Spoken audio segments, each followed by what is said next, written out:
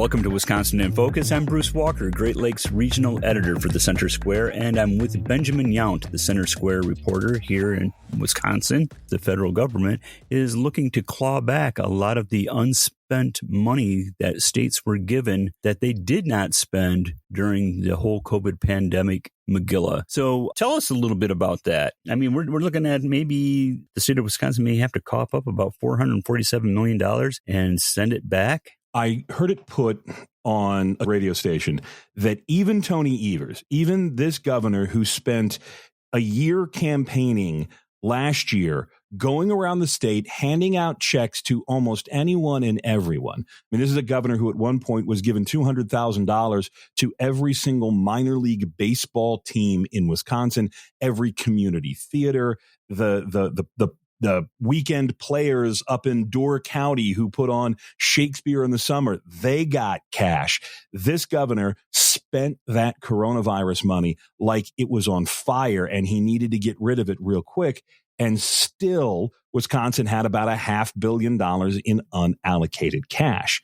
Now, unallocated seems to be the key here because you have to spend the money by September of next year. But you don't actually have to spend the money now. You have to allocate it. Say, okay, we're going to build a new gym at Ripon High School. Well, you don't really actually have to start that work until later. You can allocate that in your to-be-passed school budget or the to-be-passed state budget. So just how much money Wisconsin may have to send back to Washington, D.C., we don't know yet. But you're exactly right. The governor earlier in the week, talking with reporters, said that they're preparing for the clawback. And the last count at the end of March, so beginning of April, the unallocated portion was $447 million. Just where that is, just where that money would come from, nobody's real sure. The governor says they are working on it. The debt ceiling deal just passed the House in Congress last night. The Senate has yet to vote, so most of the specifics are not yet fully public. Once we get those specifics, we'll know a little bit more. Then once the governor has a better handle on what has to go back, we'll have a better set of specifics and some more that we'll know then. And eventually, we'll get to a clawback number. The question that I have not seen answered, and I don't know that the governor knows the answer to this either because I don't know anyone does, there are school districts, and we've had the story over at the Center Square, that there's about $1 billion in unallocated school money still sitting around, and schools are right now crafting their budgets for the next school year. So based on my years of experience covering local school boards, I expect there to be a spending spree across Wisconsin this year so that they don't have to send any of that unallocated money back. So look for a lot of lacrosse courts and tennis courts and swimming pools, HVAC systems, and new uniforms, and let's build a band room, and let's all manners of needs.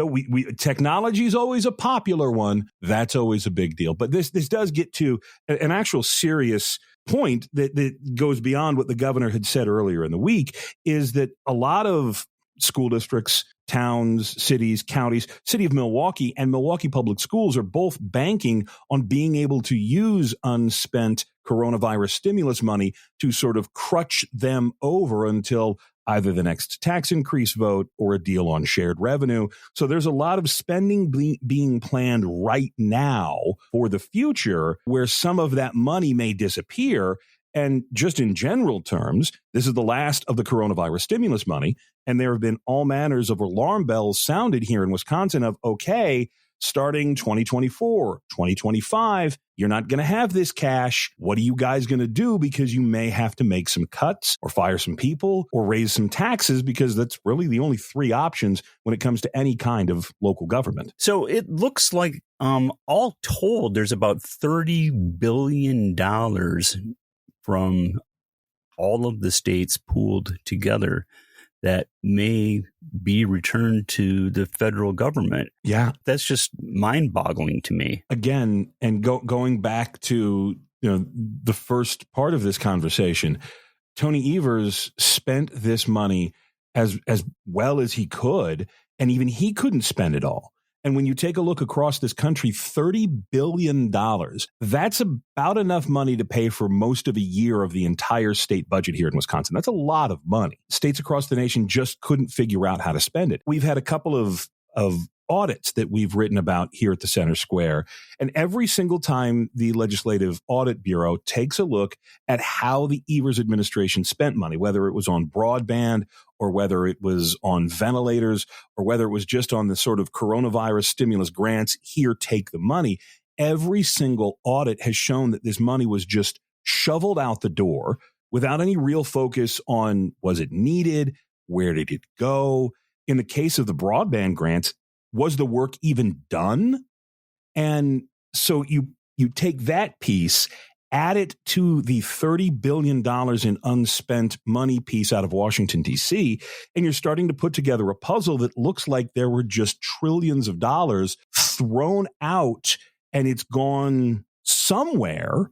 But what it's done, who it helped, where exactly it went, who made the decisions, was this all political? Was this need-based? We have no idea of those answers. And so, to sit here and say there's $30 billion nationally unspent, almost $500 million in Wisconsin unspent, you then have to immediately reflect on, my God, how much did we spend? Because it is an awful lot of money.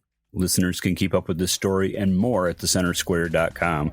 I'm Bruce Walker, Great Lakes Regional Editor for the Center Square. Please subscribe, and thank you so much for listening.